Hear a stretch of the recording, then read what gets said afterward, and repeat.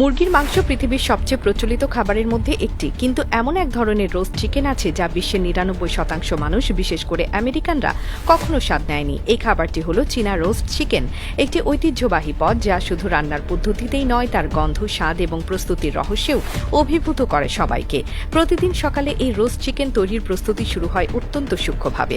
প্রথমে বেছে নেওয়া হয় একেবারে টাটকা মুরগি, তারপর একটি বিশেষ যন্ত্রের সাহায্যে মাংসের বিভিন্ন স্থানে সূক্ষ্মভাবে ছিদ্র করা হয়। এই প্রক্রিয়াটি করা হয় যাতে মশলা ও মেরিনেট মাংসের গভীর পর্যন্ত প্রবেশ করতে পারে। এরপর শুরু হয় মাংসের মাসাজ। এই ধাপকে বলা হয় চিকেন টেন্ডারাইজেশন, যা মাংসকে করে তোলে আরও নরম, রসালো ও সুষমভাবে মশলা গ্রহণযোগ্য। সব মুরগি প্রস্তুত হবার পর সেগুলো রাখা হয় এক বিশেষ ধরনের মেরিনেটে।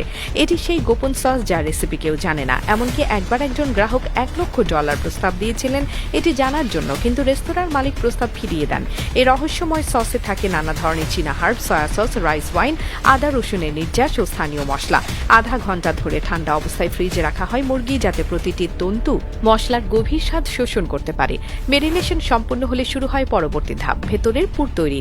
প্রতিটি মুরগির পেটে ভরা হয় শেক রাইস ও রসুনের বিশেষ মিশ্রণ। এই চালের মধ্যে থাকে প্রাকৃতিক মাংসের গন্ধ, যা রোস্টের সময় সেদ্ধ হয়ে ছড়িয়ে পড়ে পুরো শরীরে, তৈরি করে এক অপরূপ সুবাস। এরপর মুরগিগুলোকে লোহার বিশেষ র্যাকে গেঁথে সাজানো হয় নিখুঁতভাবে, যাতে প্রতিটি অংশ সমানভাবে সেদ্ধ হয়। এরপর শুরু হয় রোস্ট প্রক্রিয়া, যা চীনা রান্নার অন্যতম শিল্প। মুরগিগুলো রাখা হয় ফল গাছের শুকনো কাঠের আগুনে।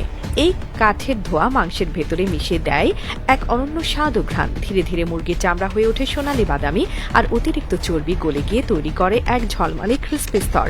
সেই মুহূর্তে রেস্তোরাঁর চারপাশে ভেসে বেড়ায় এক অদ্ভুত লোভনীয় ঘ্রাণ, যা একবার অনুভব করলে ভুলে থাকা অসম্ভব।